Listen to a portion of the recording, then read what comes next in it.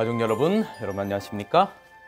오늘 저는 사도행전 7장에 나타나는 스데반에 관련된 이야기를 드리면서 스데반의 설교와 죽음 속에 드러난 거시적 이슈라고 하는 제목으로 말씀을 드리겠습니다. 여러분이 잘 아시는 것처럼 사도행전 6장과 7장은 스데반이 주인공입니다. 스데반은 초대교회의 7 집사 중에 한 사람입니다. 교회가 구제하는 일로 좀 시끄러워졌습니다. 그래서 베드로를 비롯한 사도들이 우리는 기도하는 것과 말씀 전하는 것에 전념하기 위하여 다른 일들을 도울 성령과 지혜가 충만한 칭찬을 듣는 7 집사를 뽑지요. 그 중에 한 사람이 여러분이 잘 아시는 스데반입니다. 스데반은 은혜와 권능이 충만하여 하나님의 말씀을 잘 증거하였다라고 기록하고 있습니다. 그러다가 사람들이 스데반 이 집사님의 이야기 말씀을 잘 듣고 따르니까 장로들과 서기관들이 질투가 나는 겁니다. 그래서 거짓 증인을 세워서 이렇게 고소합니다. 사도행전 7장 13절과 14절에 거짓 증인을 세우니 가로되 이 사람이 이 거룩한 곳, 잘 보시기 바랍니다. 이 거룩한 곳, 이게 바로 어디입니까? 예루살렘 성전이죠. 그 다음에 곳과 율법, 모세의 법이죠. 그래서 거룩한 곳과 율법, 다시 말하면 예루살렘 성전과 모세의 법을 거스려 말하기를 마지 아니하는도다. 계속 그렇게 말한다 그거죠. 그의 말에 이 나사렛 예수가 이곳 이 예루살렘 성전을 헐고 또 모세가 우리에게 준 규례를 고치겠다 함을 우리가 들었노라 하거늘 하면서 거짓 고소를 하는 것입니다. 그래서 사도행전 7장에서 모인 사람들에게 하나님의 말씀을 증거하다가 돌에 맞아서 죽는 이야기가 기록되어 있습니다. 너무나 잘 아는 이야기입니다. 여러분 제가 말씀 사역을 하면서 저의 모토로 삼으면서 항상 기억하려고 노력하는 게 있습니다. 그것은 성경 안에 심어져 있는 보화를 끄집어내서 성도들에게 전하고 싶은 마음입니다. 여러분 하나님께서 이 성경은 사상 영감입니다. 그래서 이 말씀 가운데 이 글자 가운데 하나님의 사상을 집어넣어 놓으셨어요.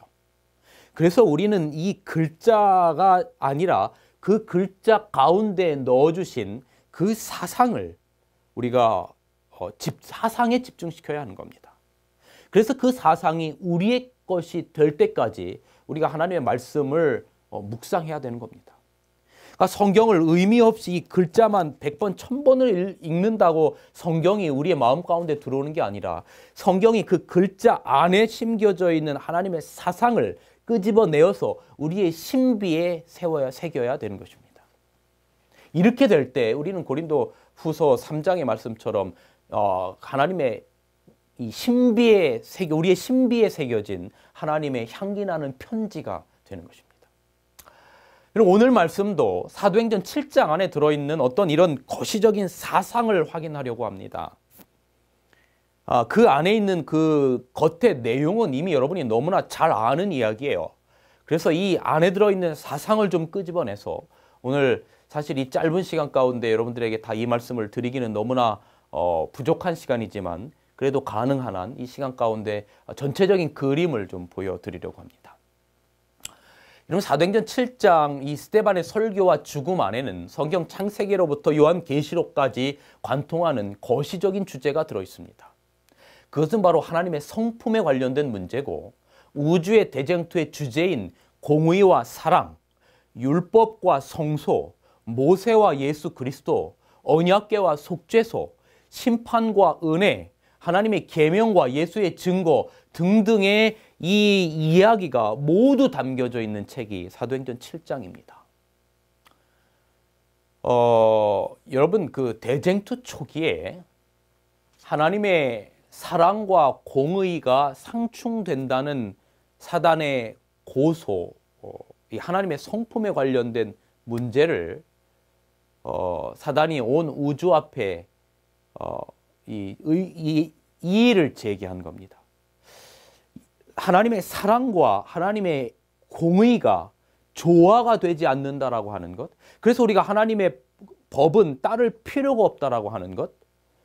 하나님의 성품에는 문제가 있다라고 하는 것.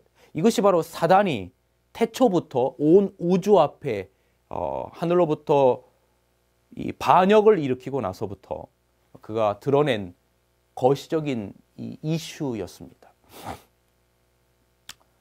그래서 하나님께서는 이 성경을 통해서 하나님의 사랑과 공의가 사단의 고소처럼 상충되지 않는다라고 하는 것, 그것이 얼마나 잘 조화가 된다라고 하는 것이 성경 창세부터 요한계시록까지 면면에 기록되어 있습니다. 여기 이런 글이 있습니다. 진리와 공의로부터 자비를 분리시키려는 것이 사단의 목적이었다고 했어요. 사단은 하나님의 율법의 의가 평화의 적이 된다는 것을 밝혀보려고 애써왔다. 그러나 하나님의 계획에는 이것들이 서로 분리될 수 없도록 단단히 결합되어 있으므로 전자 공의는 후자 사랑 없이는 존재할 수 없다라고 하는 사실을 그리스도께서 보여주셨다. 긍휼과 진리가 같이 만나고 의와 화평이 서로 입맞추었다 라고 기록되어 있습니다. 여러분, 대쟁투 시초부터 하나님의 사랑과 공의는 상충된다라고 하는 사단의 고소에 대하여 성경은 하나님의 성품, 즉 공의와 사랑이 어떻게 조화되는지를 계속해서 보여왔습니다. 그 클라이막스가, 그 절정이 바로 십자가입니다. 율법의 죄인은 죽어야 된다라고 하는 공의와 하나님은 죄인도 사랑하신다라고 하는 사랑이 완전히 한 곳에서 만난 것, 완전히 일치된 것, 그것이 바로 십자가입니다. 제가 가장 감격스럽게 보는 그 영감의 글의 한 부분 가운데 하나가 이것입니다. 보시기 바랍니다. 그리스도의 목표는 공의와 자비를 조화시키는 것이었다. 공의와 사랑이 각기 독립된 위엄을 보존하게 하셨지만 서로 연합되게 하셨다. 그의 자비는 유약한 것이 아니었고 죄를 벌하는 두려운 힘이었다. 그러나 그것은 인간의 사랑을 이끌어내는 힘이 되었다. 그리스도로 말미암아 공의는 그 높은 거룩함을 단 한 점도 손상시킴이 없이 용서가 가능케 되었다. 공의와 자비는 널따란 계곡을 사이에 두고 각기 반대편을 마주보고 서 있다.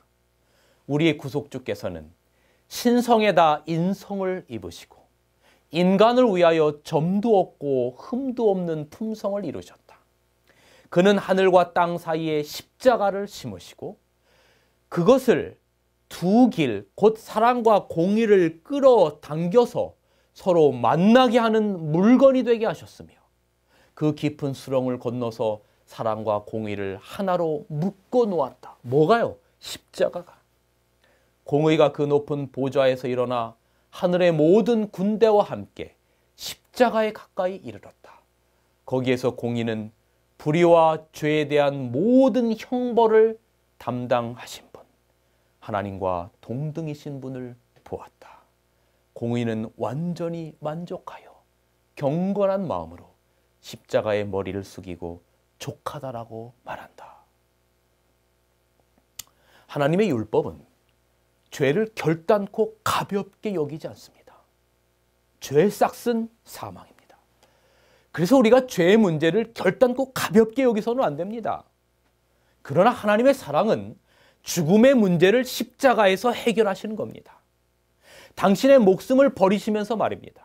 십자가에서 사단의 고소, 사랑과 공의가 상충됨을 십자가를 통해서 만나게 하심으로 완전히 상쇄시키셨습니다. 갈바리에서 그분이 죽으심으로 얻으신 승리는 우주 앞에서 참소하는 사단의 능력을 영원히 깨트려 버린 것입니다. 십자가를 통하여 죄인은 죽어야 된다라고 하는 공의와 죄인을 사랑하시는 사랑이 자신의 죽음으로 말미암아 완전히 만나게 하신 것입니다. 그래서 하나님의 성품이 얼마나 완벽하게 조화될 수 있는지를 십자가를 통해서 보이신 것입니다. 사단의 고소를 깨트리면서 말입니다. 그런데 사도행전 7장은 이러한 사단의 고소와 고소의 거시적인 그림을 보여주고 있는 것입니다. 공의와 사랑이 얼마나 완벽하게 조화되고 있는지를 바로 이 장에서 율법과 성소를 통해서 보이시고 있는 것입니다. 하나씩 살펴보도록 하겠습니다. 오늘은 여러분이 성경을 좀 같이 펴시고 보면 좋겠어요. 사도행전 7장을 좀 보시면요.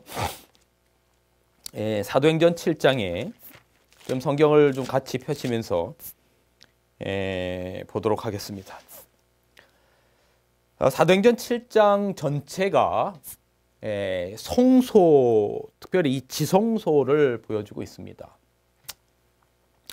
여러분, 이 성소 안에는 십계명, 하나님의 율법이 있습니다. 그죠? 율법이 있습니다. 그 지성소 안에 그 언약궤 안에도 하나님의 십계명 두 돌비가 있고, 성소 전체를 봐도 성소 안에, 성소의 첫 번째 그 칸에는 뭐가 있습니까? 거기에 바로 떡상이 있습니다. 그 떡상은 하나님의 말씀을 상징하는 겁니다. 어쨌든 성소를 전체로 보던, 지성소만을 보던 성소 안에는 하나님의 율법이 있는 것입니다. 여러분, 율법의 기능은 우리의 죄를 그대로 드러나게 하는 역할을 합니다. 여러분, 우리가 몸이 안 좋으면 병원에 가면 대짜고짜 제가 여기가 안 좋습니다 하면 그럼 거기를 수술합시다 하고 칼로 째는 의사는 하나도 없습니다. 그런 의사 우리는 돌팔 의사라고 합니다. 그렇죠? 어디가 안 좋다고 하면 정말로 그게 그 안에 뭔가 문제가 있는지 정확하게 진단을 하기 위하여 무슨 뭐 엑스레이를 찍거나 혹은 CT를 찍거나 MRI를 촬영을 하지요. 여러분, MRI를 찍었는데 그 안에 MRI를 찍어 보니까 거기에 암세포가 있는 것이 드러나게 되는 겁니다. 그런데 여러분, 그 MRI 자체가 우리를 치료하지는 못합니다. 그 MRI를 통해서 그 안에 암세포가 있다라고 하는 것을 그대로 드러내주는 거지, 그 MRI 자체가 우리를 치료하지는 못합니다. 그래서 MRI를 통해서 우리의 몸 안에 암세포가 있다라고 하는 것이 밝혀지고 나면 이제 의사가 그걸 직접 수술하여 치료하는 겁니다. 그렇지요? 마찬가지로 율법이라고 하는 것은 그 하나님의 율법 앞에 우리가 섰을 때 그 율법 자체가 우리를 구원할 수 없습니다. 그것이 하나님 앞에 우리가 얼마나 죄인인지를 드러내는 역할을 하는 것, 그것이 바로 율법인 것입니다. 네, 성경에는 우리가 그 몽학 선생의 역할을 한다, 그렇게 기록하고 있습니다. 여러분, 우리를 치료하지 못하는 그 MRI처럼 율법 자체가 우리를 결단코 구원하지는 못합니다. 자, 그러나 여러분, 성소 안에는, 지성소 안에는 속죄소라고 하는 것이 있습니다. 혹시 지금 여기 여러분, 요 앞에 여러분이 보시는 화면 가운데 아마 옆에 이제 그림이 슬라이드를 통해서, 파워포인트를 통해서 보여질 거라고 생각이 됩니다. 제가 그렇게 하도록 우리 촬영팀에게 말씀을 좀 드릴 텐데, 여러분, 이 언약궤 안에 율법도 있고 그 언약궤 위에 두 천사의 그룹 그 사이, 그 언약궤의 뚜껑, 바로 그 부분을 성경에는 속죄소, 시은좌라고 했습니다. 이게 죄를 속하고 은혜를 베푼다. 그래서 속죄소 시은좌라고 부르고 있습니다. 바로 은혜와 용서가 베풀어지는 것입니다. 그러니까 뭡니까? 율법이 있고 거기에 속죄의 은혜가 있는 것입니다. 율법과 은혜, 정죄와 속죄, 공의와 사랑이 공존했던 것, 그것이 바로 성소고 지성소가 되는 것입니다. 먼저 오늘의 본문의 숲을 좀 크게 보겠습니다. 사도행전 7장에 스데반의 설교 부분이 1절서부터 53절까지가 스데반의 설교 부분입니다. 뭘 설교한 겁니까? 하나님의 말씀을 설교한 것입니다. 율법을 설교한 것입니다. 그러니까 1절부터 53절까지는 공의에 관련된 부분을 설교한 것입니다. 왜냐하면 그것이 바로 하나님의 말씀이고 하나님의 말씀은 공의의 역할을 하는 것입니다. 우리가 죄인이라고 하는 것을 드러내는 역할을 하는 것입니다. 그런데 지성소 안에, 성소 안에 율법과 용서, 속죄가 있다고 그랬죠. 그래서 사도행전 7장의 두 번째 부분이 54절서부터 60절까지가 스데반의 순교의 부분인데, 그곳 안에는 용서와 은혜가 공존하고 있는 것입니다. 다시 말씀드리면 1절서부터 53절까지는 하나님의 말씀으로 공의를 통해서 사람들의 그 죄된 모습을 보게 하는 것이고 54절서부터는 바로 용서와 속죄가 이루어지게 되는 것입니다. 그래서 이 7장 안에는 율법과 용서의 기능, 속죄의 기능, 공의와 사랑의 기능이 전부 다 녹아 있는 것입니다. 먼저 스데반의 설교의 이 사도행전 7장의 첫 번째 부분, 스데반의 설교 부분 1절부터 53절까지는 말씀드린 것처럼 하나님의 말씀 율법을 증거하고 있습니다. 너희들이 모세의 율법이 그리 중요하다고 하는데 모세가 바로 증거하던 분이 바로 너희를 죽인 그 의인 예수다라고 말하는 것입니다. 말씀의 핵심은 뭐였냐면 예수 그리스도예요. 그러니까 여러분 우리가 이 성경 하나님의 말씀의 핵심이 뭡니까? 예수 그리스도예요. 요한복음 5장 39절에 너희가 성경에서 영생을 얻은 줄을 생각하고 성경을 상고하거니와 이 성경이 곧 내게 예수에 대하여 증거하는 것이라 그랬어요. 그래서 여러분 모든 설교의 핵심은 예수 그리스도가 돼야 되는 겁니다. 그러니까 여러분 사도행전 7장의 1절서부터 53절까지의 이 스데반이 설교한 말씀의 핵심이 뭐냐면 예수 그리스도에 관련된 이야기입니다. 여러분 그러니 다시 본문으로 돌아와서 사도행전 7장 속에서 예수 그리스도가 어떻게 드러나는지를 보자라고 하는 겁니다. 그러니까 스데반이 그렇게 설교를 하는 거예요. 하나님의 말씀, 율법이 전해지는데 그 율법의 핵심이 뭐냐면 예수 그리스도를 전하는 겁니다. 1절부터 53절까지. 그런데 그 말씀의 핵심은 예수 그리스도고 말씀, 하나님의 율법은 사람들의 마음 가운데 내가 얼마나 죄인인지를 보이는 거라고 말씀을 드렸어요. 그러니까 하나님의 말씀이 전해지자마자 그 말씀을 받아들인 사람은 그 말씀에 비추어 보아서 자기가 얼마나 죄인인지를 깨닫게 돼야 되는 것입니다. 그것이 정확하게 성경 하나님의 말씀이 53절까지 전해지고 54절에 그 말씀이 전해지자 그 말씀의 기능이 작용한 것입니다. 54절에 어떻게 기록합니까? 저희가 이 말씀을 듣고 마음에 뭐 했다라고 말합니까? 찔렸다라고 말합니다. 율법의 정죄의 기능이 작용한 것입니다.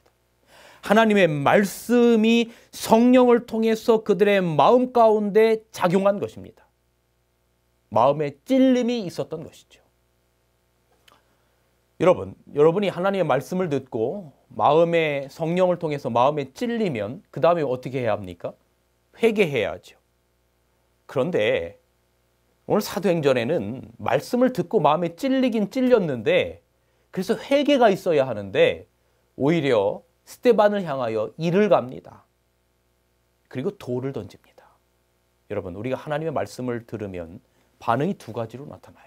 하나는 그것이 내 마음 가운데 성령을 통해서 역사하여 내 자신을 보게 하고 하나님 앞에 회개로 나아가게 하는 것이 말씀의 순기능이에요. 그런데 여러분 이 말씀에 역기능이 있습니다. 이 말씀을 통해서 내 마음 가운데 찔리고 내가 잘못된 것을 깨달으면 돌이켜야 하는데 오히려 더 엇나가 버리는 것입니다. 예수님을 죽인 사람들이 바로 그런 역할을 했던 것이죠. 똑같이 스데반에게도 지금 그렇게 하는 겁니다. 그래서 그들 스데반을 향하여 말씀을 전한 스데반을 향하여 어떻게 하는 겁니까? 돌을 던지는 겁니다. 그러면 여러분이 누가 여러분들에게 돌을 던지면 어떻게 해야 됩니까? 나도 같이 돌을 던지든지 정죄를 해야 되는데 성경에는 스데반이 뭐라고 말합니까? 주여 이 죄를 저들에게 돌리지 마옵소서 이 말을 하고 자니라. 용서가 이루어진 겁니다. 이게 뭡니까? 속죄소입니다. 여러분 공의와 사랑, 율법과 은혜는 항상 같이 가는 것입니다. 그러니까 사도행전 7장 안에 사단이 태초부터 고수했던 하나님의 성품인 사랑과 공의는 함께 공존할 수 없다라고 하는 것을 예수님께서 십자가에서 사랑과 공의를 완전히 조화시키면서 보이셨고 그 예수님의 정신을 그대로 이어받은 스데반도 사도행전 7장 가운데 바로 그 하나님의 말씀 공의와 그 다음에 그 속죄가 어떻게 조화되는지를 사도행전 7장을 통해서 보이는 겁니다. 여러분 예수님도 마찬가지셨죠. 하나님의 말씀 율법으로 인하여 하나님의 말씀을 전하죠. 그래서 유대인들의 관원들의 양심이 찔렸으나 회개하지 않고 예수님이 십자가에 매달았어요. 그리고 바로 그 십자가의 죽음의 자리가 인류의 죄가 속해진 속죄소의 자리였잖아요. 아버지여 저희를 사하여 주옵소서. 자기 하는 것을 알지 못함이니이다. 십자가를 통해서 바로 공의와 사랑을 속죄를 같이 만나게 하셨던 겁니다. 지금 그 십자가의 현장이 사도행전 7장을 통해서 이루어지고 있는 것입니다. 누구를 통해서요? 스데반을 통해서요. 그래서 스데반의 죽음의 장소는 바로 그 자리가 지성소였고 그 자리가 속죄소였던 것입니다. 자, 여러분 이제 사도행전 7장 1절서부터 53절까지의 공의 부분과 54절에서 60절까지의 속죄 부분을 큰 숲을 보았다면 이제는 스데반의 설교 부분만을 보겠습니다. 1절부터 53절까지만을 보겠습니다. 스데반의 설교의 핵심은 율법과 성전에 관한 것이었습니다. 이유는 스데반을 아까 읽어드린 것처럼 고소했던 죄목이 바로 여러분 사도행전 6장 13절과 14절에 보면 죄목이 바로 거룩한 곳 성전과 율법을 거스려 말한다는 것이었기 때문에 바로 스데반의 설교의 핵심은 율법과 바로 성전에 관련된 이야기였습니다. 이 설교의 핵심은 모세와 그 성소의 원형인 예수님에 대한 이야기입니다. 너희들이 그리도 중요하게 생각하는 이 성전을 예수가 헐고 사흘 만에 다시 세우리라 한 것을 가지고 그리도 난리냐? 그렇게 말하는 겁니다. 솔로몬이 지은 성전에 하나님이 거할 수 있겠느냐? 하늘은 하나님의 보좌고 땅은 하나님의 발등상인데 너희가 무슨 집을 짓는다 하더라도 너희들이 그렇게 중요하게 생각하는 그 이 예루살렘 성전이 바로 너희들이 죽인 이 예수가 바로 이 예루살렘 성전이다라고 말하는 겁니다. 사도행전 7장을 한마디로 정리하라고 한다면 저는 요한복음 1장 17절이 떠오릅니다. 율법은 모세로 말미암아 주신 것이 은혜와 진리는 예수 그리스도로 말미암아 온 것이라. 이 율법과 은혜와 진리, 모세와 예수 그리스도라고 하는 이 두 기둥이 성경에 흐르는 아주 대단히 중요한 두 큰 기둥 가운데 하나인 겁니다.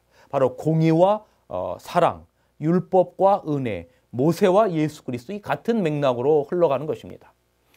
이놈 스데반은 성령으로 말미암아 은혜와 진리가 충만했다라고 이 6장 8절에 그렇게 기록하고 있는데요.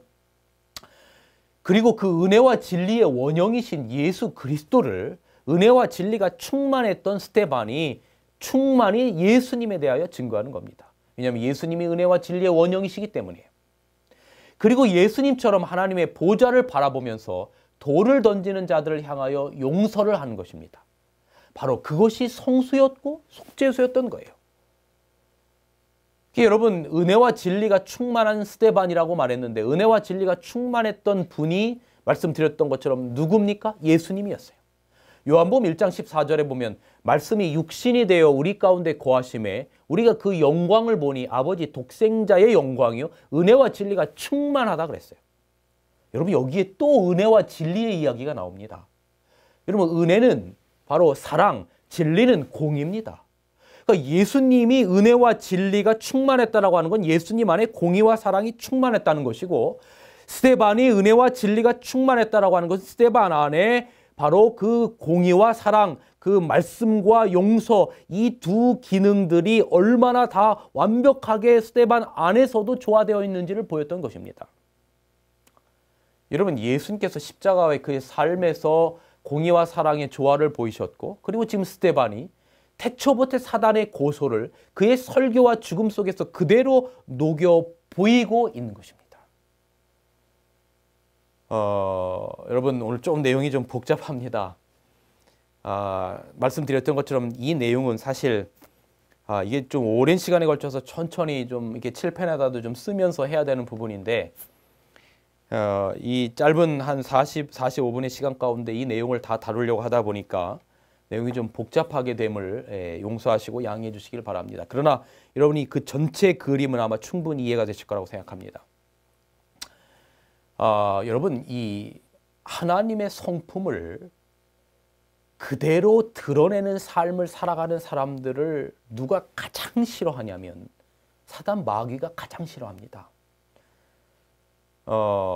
여러분, 대쟁투의 종착역에서 사단이 태초부터 고소했던 하나님의 성품의 문제, 공의와 사랑이 얼마나 완벽하게 조화되는지를 사단이 마지막 그가 심판받을 때 고백할 거라 그랬어요. 여러분, 여기 이렇게 기록하고 있습니다. 사단은 그의 고의적인 반역이 그로 하여금 하늘에 적합하지 못하게 만들었음을 안다. 그는 전력을 다하여 하나님을 대적하면서 싸워왔다. 하늘의 순결과 평화와 조화는 그에게 극심한 고통이 될 것이다. 하나님의 자비와 공의에 대한 그의 비난은 이제 잠잠해졌다. 그가 여호와께 돌리려고 노력해온 비난이 자기에게 남김없이 돌아온다. 이제 사단은 엎드려 자기에게 내리는 판결의 공의로움을 고백한다라 그랬어요. 이게 무슨 이야기입니까?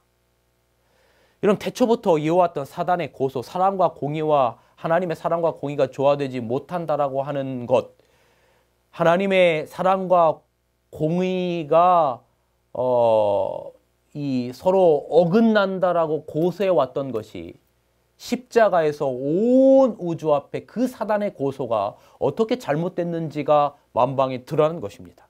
예수님께서 십자가에서 사랑과 공의를 완전히 만족시켰기 때문에 그래요.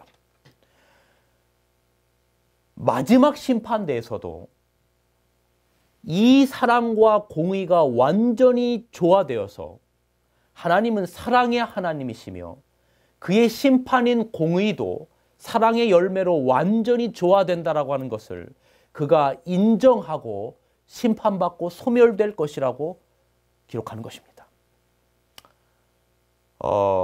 여러분, 그렇다면 사단이 마지막에 하나님의 사랑과 공의를 완전히 깨닫고 무릎을 꿇는다면 하나님이 그 사단을 어찌 멸망시킬 수 있을까 하는 의문을 가지시는 분이 있을지도 모르겠습니다.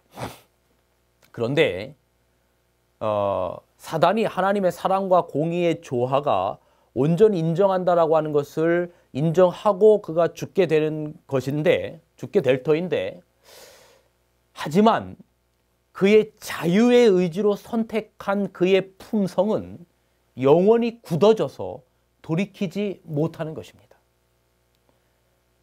여러분, 선악간의 대쟁투가 그 마음에서 완전히 끝난 상태를 보여주는 성경절이 요한계시록 22장 11절입니다. 불의를 하는 자는 그대로 불의하고 더러운 자는 그대로 더럽고 의로운 자는 그대로 의를 행하고 거룩한 자는 그대로 거룩하게 되라. 사단은 이미 그의 마음 가운데 완전히 그의 반역하는 품성이 굳어졌습니다. 그래서 그가 입으로는 자기의 잘못, 하나님의 공의와 사랑이 조화되지 못한다라고 태초부터 이어왔던 것을 마지막 심판으로 죽기 전에 인정은 하겠지만, 그러나 그의 마음을 하나님께로 돌이킬 수는 없는 것입니다. 그에게 남아있는 것은 이제 집행심판만 남아있을 뿐입니다. 그래서 하나님의 심판이 의로움을 인정한 사단일지라도 그가 여전히 소유하고 있는 그의 품성이 사단으로 하여금 마지막까지 악한 일을 하도록 할 것입니다. 여기 보시기 바랍니다. 비록 사단이 하나님의 공의를 인정하고 그리스도의 최상권에 대하여 무릎을 꿇을 수밖에 없을지라도 그의 품성은 변화되지 않는다. 반역의 정신이 강한 금리와 같이 다시 밀려온다. 사단은 분노로 충만해서 대쟁투에 항복하지 않기로 결심한다. 그리하여 하늘 왕에 대한 마지막 결사적 쟁투가 전개된다. 여러분, 이게 요한계시록 바로 20장에 기록된 마지막 하나님 하늘 보좌와 또 이 사단과의 영적인 그 대쟁투의 싸움에 관련된 마지막 부분을 그렇게 묘사하고 있는 것입니다. 그러나 여러분, 결국 사단은 하나님의 은혜, 하나님의 의를 끝까지 영접하지 않는 죄인들과 함께 완전히 소멸될 것입니다. 그리고 온 우주는 이렇게 선포할 것입니다. 대쟁투는 끝났다. 죄와 죄인들은 없어졌다. 온 우주는 깨끗해졌다. 오직 조화와 기쁨의 맥박만이 온 우주의 만물을 통하여 고동한다. 생명과 빛과 환희가 만물을 창조하신 분에게서 끝없이 넓은 우주로 퍼져나간다. 가장 작은 원자로부터 가장 큰 세계에 이르기까지 만물은 생물계와 무생물계를 막론하고 조금도 흠이 없는 아름다움과 완전한 기쁨으로 하나님은 사랑이시다라고 선포한다. 여러분, 오늘 우리는 사도행전 7장의 스데반의 설교와 죽음 속에서 나타난 거시적인 이 그림, 이 대쟁투의 이슈를 보았습니다.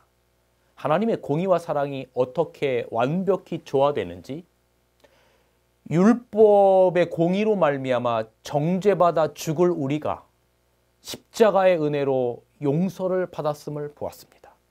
십자가는 공의와 사랑이 완전하게 조화된 것을 보았습니다. 내가 공의로 말미암아 죽어야 될 것을 나 대신해서 예수님께서 십자가에서 죽으신 사랑을 본 것입니다.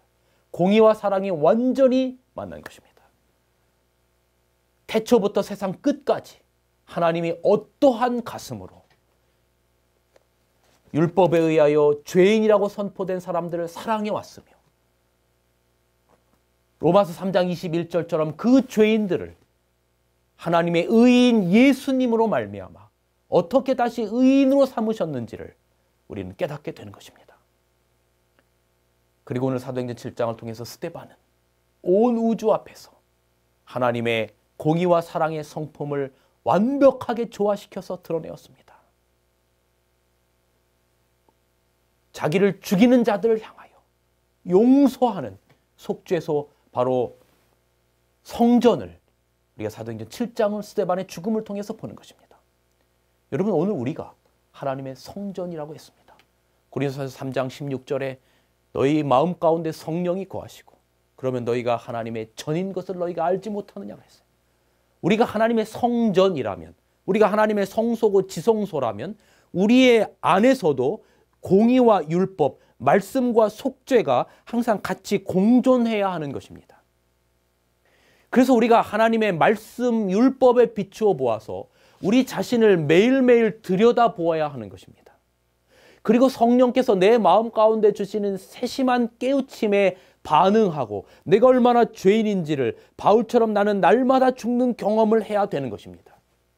그리고 십자가의 사랑으로 용서하고 스데반이 용서했던 것처럼 우리는 또 다른 하나의 성전으로서 용서의 기능, 바로 사람들을 사랑하고 용서하는 삶을 살아가는 것, 이것이 바로 우리가 하나님의 거룩한 성전으로 살아가는 그러한 진정한 그리스도인의 모습이 되는 것입니다. 여러분, 예수님의 십자가와 사도행전 7장의 스데반의 순교의 그 지성소는 성경에만 있는 먼 이야기가 아닙니다. 오늘 우리의 삶 가운데 그 하나님의 말씀을 통해서 내 자신을 비추고 이웃들에게 속죄 용서를 베풀며 사랑으로 살아갈 때 우리가 사람들에게 하나님의 사랑과 공의가 어떠한 것들인지를 우리의 삶을 통해서 드러내게 되는 것입니다.